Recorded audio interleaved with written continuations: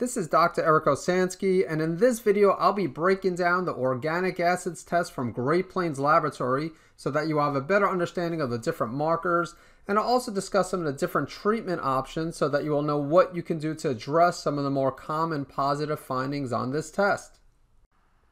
Before I begin, I just want to remind you that the main reason I put together these videos is to help people with different types of autoimmune conditions and other health issues better understand their test results so that they can find and remove their triggers, correct any underlying imbalances, and feel great again. I need to let you know that this video is not meant to be used as medical advice or as a recommended treatment protocol, and it isn't a replacement for consulting with a competent healthcare practitioner.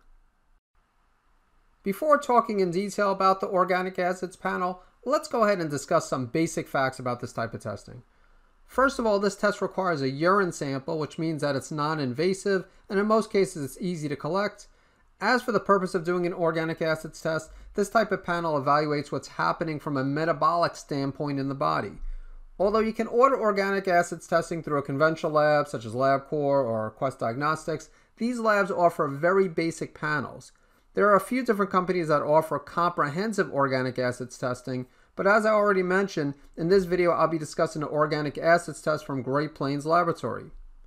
So who should consider doing an organic acids test? I don't have all of my patients do an organic acids test, and so it's not always necessary for those with autoimmune conditions who are looking to get into remission. That being said, I do recommend it to some patients based on their health history, or if we do other tests initially and don't find the answers we're looking for, then I might recommend this test. I will add that an organic acids test isn't just for those with an existing health condition, as it can be valuable for anyone looking to achieve an optimal state of health by detecting underlying imbalances that may eventually result in symptoms. For example, when I did this test, I discovered that I had high oxalates, which can lead to kidney stones, and as a result I modified my diet and reduced my consumption of some high oxalate foods such as spinach. I'll talk more about oxalates shortly. But let's start off by discussing the yeast and fungal markers. Before I begin, I want to let you know that I'm not going to go over every marker of the organic acids test in this video, as I'll discuss some of the more important ones, and then in the future I'll create separate videos that go into greater detail. So for example, I'll create a separate video that focuses on the yeast and fungal markers, a separate video that focuses on the oxalates, and so on. So with the yeast and fungal markers, elevations of one or more of these indicate an overgrowth of yeast or mold. So markers number 2, 4, and 5 are linked to mold such as Aspergillus, and you can see this on the report in parentheses. If one or more of these markers are positive, then you might want to consider doing further testing for mold, such as the mycotox test from Great Plains Laboratory. And it's important to mention that if all 3 of these markers are negative, this does not rule out toxic molds. As a result, if someone thinks they might have a problem with toxic mold, they might want to consider doing a test such as the Great Plains mycotox test. And you can see that marker number 9 is related to Fusarium, which is a type of mold species, and so an elevation of this marker is also suggestive of mold exposure. So marker number 7 is arabinose, and this marker is specific for Candida albicans, and I commonly see this elevated in my patients. A positive value less than 100 indicates mild Candida overgrowth, and while this shouldn't be ignored, anything over 100 is of greater concern, with a value greater than 150 indicative of severe Candida overgrowth. I'm not going to go into detail about what you should do if you have a yeast overgrowth or mold toxicity problem, but I will give some basic information here and will elaborate further in a future video. I need to start out by saying that it's normal to have yeast in the body, and so I'm specifically referring to an overgrowth of Candida. If someone has an overgrowth of Candida, they will want to follow a low carbohydrate, low sugar diet. How restrictive the diet needs to be depends on the severity of the yeast overgrowth. Oftentimes, antifungal herbs or drugs will be necessary to take, especially if the overgrowth is moderate to severe. Some examples of natural antifungal agents include oregano oil, olive leaf, golden seal, and caprylic acid. Saccharomyces boulardii is actually a type of beneficial yeast that can be taken in supplement form, and it can also help with a Candida overgrowth. Nystatin and fluconazole are 2 common prescription antifungals that can help with yeast overgrowth. It's important to mention that Candida albicans can form biofilms, which can make them resistant to antifungal medication and herbs. As a result, taking biofilm disruptors can be beneficial, such as proteolytic enzymes or N-acetylcysteine. As for some treatment suggestions for toxic mold, once again, I'll discuss this in greater detail in a future video. But the most important first step is to do what's necessary to eliminate the source of the mold. You also want to do things to get rid of the mycotoxins from your body. And some binding agents that can help with this include cholestyramine, which requires a prescription, as well as natural binding agents such as bentonite clay, zeolite, and activated charcoal. You also want to increase glutathione levels, which can be accomplished by taking a precursor such as N-acetylcysteine. I mentioned before that N-acetylcysteine also could be used as a biofilm disruptor, but it's most commonly used as a precursor for glutathione production. Or you can take an acetylated liposomal glutathione supplement. Glutathione is the master antioxidant and supports phase 2 detoxification. The organic acid test from Great Plains Laboratory also measures a few markers related to bacteria. Now, just to let you know, this won't tell you if you have specific bacterial infections such as H. pylori or Yersinia enterocolitica, although it does evaluate some of the markers related to different pathogenic strains of Clostridia, which I'll discuss shortly. Also, while some of the markers of the organic acid test can give an indication if someone has bacterial overgrowth of the GI tract, if someone is looking to determine if they have SIBO, which is small intestinal bacterial overgrowth, this test won't be able to diagnose this condition, as a breath test is recommended for this. So let's take a look at some of the bacterial markers. Hippuric. So elevated levels of hippuric are commonly caused by normal bacteria. For example, taking probiotic supplements can increase hippuric levels. DHPPA. So this is a marker for beneficial bacteria in the gut such as lactobacilli, bifidobacteria, and even E. coli. If hippuric or DHPPA are high, or if both of these are high, and if the other bacterial markers look good, you do not have to treat for bacterial overgrowth. On the other hand, if one or more of the other bacterial markers are elevated, you'll want to consider treatment. Markers 15 through 18 are the Clostridia bacterial markers, and when attending organic acids testing workshops in the past, the instructors who taught the material recommend first looking at markers number 16 and 17, and if one of these are elevated, you'll also want to look at the dopamine metabolite homovanillic acid, or HVA, and I'll explain the reasoning behind this shortly. HPA, this is a metabolite produced when byproducts of Clostridium bacteria combine with human metabolites, and high concentrations of this metabolite inhibits the metabolism of dopamine to epinephrine, which in turn causes high levels of HVA. And so this is why you want to look at HVA. 4-cresol is specifically related to Clostridia difficile, or C. diff, and this also inhibits the enzyme, what's called dopamine beta hydroxylase, and this converts dopamine into epinephrine, and thus can cause high levels of HVA. Markers number 15 and 18 aren't as commonly elevated as markers 16 and 17. Let's briefly talk about treatment suggestions for Clostridia, and I'll discuss this in greater detail in a separate video. Clostridia can be challenging to eradicate, and the reason for this is because they form spores. So the protocol from Great Plains Laboratory involves initially treating Clostridia with natural antimicrobials daily for 2 weeks, but then treating Clostridia every 3 days, which essentially catches them off guard and makes it easier to eradicate them.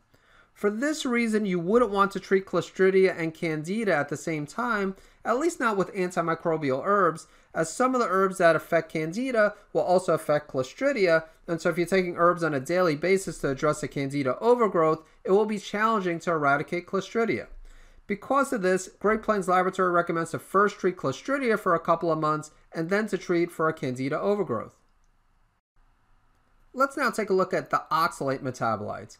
High oxalic is indicative of high oxalates, and the most common cause is eating foods high in oxalates, although they are also byproducts of mold such as aspergillus and penicillium, and probably Candida as well. If glycolic and or glyceric acid is elevated, then this can mean that there is a genetic problem with oxalate metabolism. High oxalates may contribute to kidney stones and can cause symptoms such as chronic muscle pain and urinary discomfort. If you have elevated oxalates, the first thing you want to do is evaluate your diet. And if your diet consists of a lot of high oxalate foods, then start by following a low oxalate diet. I realize that some people watching this are already following a strict diet, such as an autoimmune paleo diet, and thus you might find it difficult to follow a low oxalate diet as well. Just keep in mind that I'm not suggesting that you should completely avoid all foods that are high in oxalates, although if you have elevated oxalate markers, then I do think it would be wise to avoid extremely high oxalate foods, such as spinach, while also reducing your consumption of other foods that are higher in oxalates. For more information, please visit the website lowoxalate.info. I should also mention that decreased levels of vitamin B6 can cause or contribute to high oxalates, and so supplementing with 50 to 100 milligrams of vitamin B6 per day might help for those who have a deficiency. I also mentioned how an overgrowth of yeast and mold can be a factor, and so for example, if you have a Candida overgrowth, then addressing this can help to reduce oxalate levels. Next, we have the glycolytic cycle metabolites and mitochondrial markers. Mitochondria are the energy powerhouses of our cells, and the most well-known function involves the production of adenosine triphosphate, which is also known as ATP. High lactic acid and high pyruvic acid may be caused by vigorous exercise, bacterial overgrowth of the GI tract, mitochondrial dysfunction, or there could be other causes. Succinic is a key intermediate of both the Krebs cycle and electron transport chain that generates ATP, and when this marker is elevated, it can be due to gut dysbiosis, which is an imbalance of the gut flora. This in turn affects mitochondrial function as well as toxic chemicals. Elevated succinic levels may also indicate a deficiency of riboflavin, which is vitamin B2, or a coenzyme Q10, and these are cofactors in the Krebs cycle. Fumaric. So high levels of fumaric may be due to impaired Krebs cycle function or mitochondrial dysfunction. High levels of malic acid indicate a greater requirement of nutrients such as niacin and CoQ10. As for 2-oxoglutaric acid, high levels may be due to dietary deficiencies of enzyme cofactors including lipoic acid, FAD derived from riboflavin, as well as thiamine, which is vitamin B1.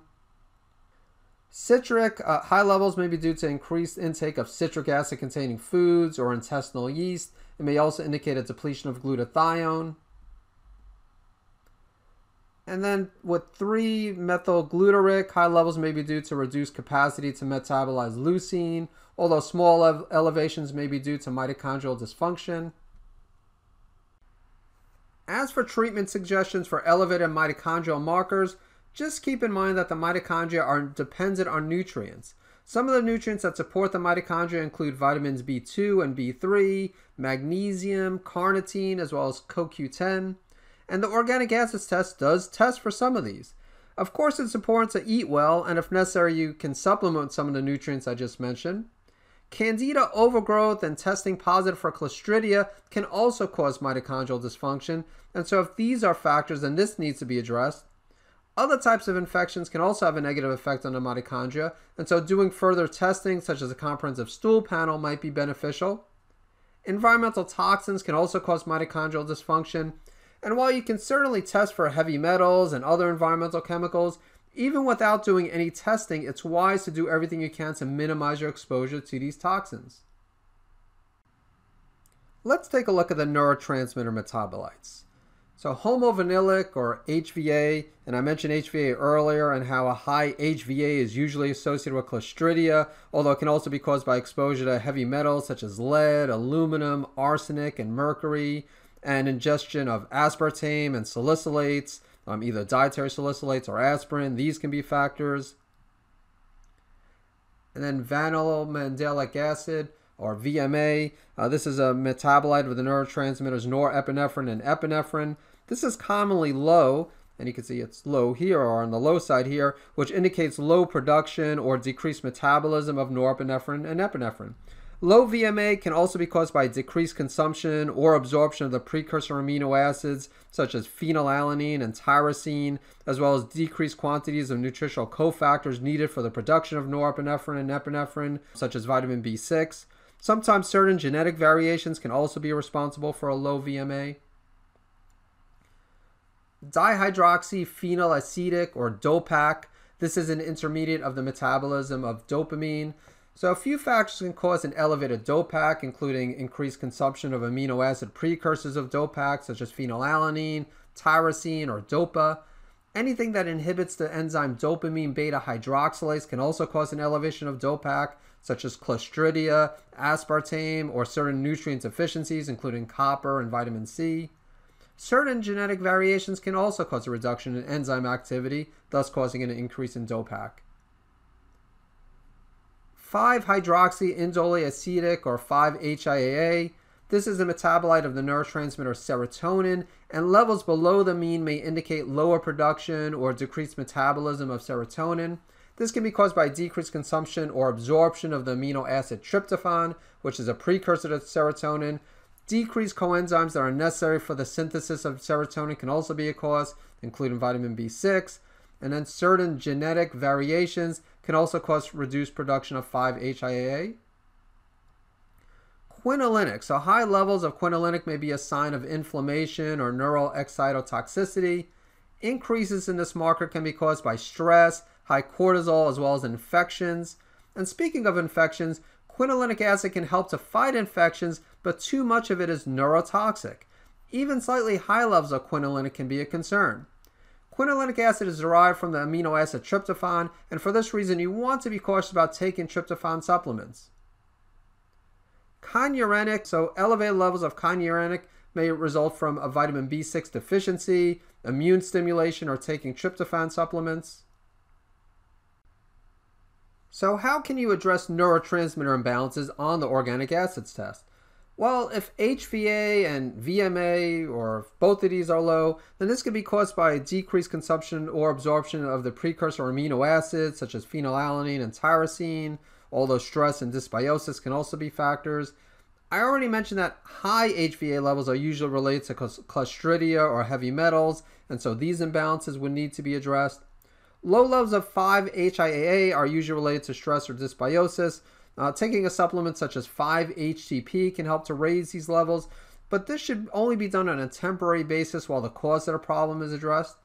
As for high quinolinic acid levels, you want to address the cause of inflammation, including the eradication of any infections. If you supplement it with tryptophan, you might want to check with your practitioner about stopping this or at least reducing the dosage. And taking niacin in the form of niacinamide may also help. So let's take a look at the pyrimidine metabolites.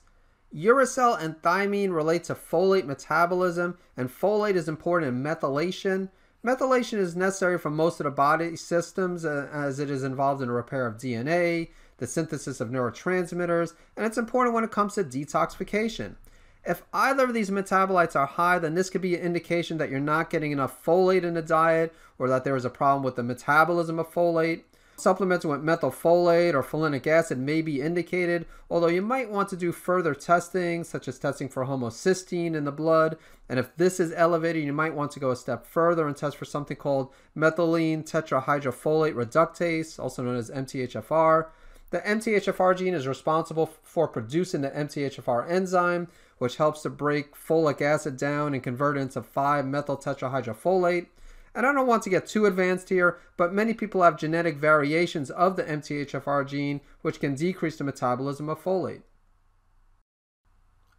So let's summarize the treatment options for elevated pyrimidines, as you might want to consider supplementing with methylfolate or folinic acid. But before doing this, it probably would be a good idea to test for homocysteine, and if this is elevated, you might want to consider testing for MTHFR. Let's now move on to the ketone and fatty acid oxidation metabolites. High levels of these metabolites may be due to problems with fatty acid oxidation, a carnitine deficiency, fasting, or to an increased intake of fats, especially coconut oil.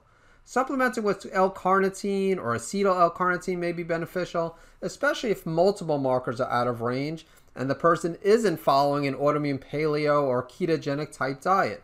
So if someone is eating a low carbohydrate diet with a lot of healthy fats, such as a ketogenic diet, then you would expect the values in this section to be high.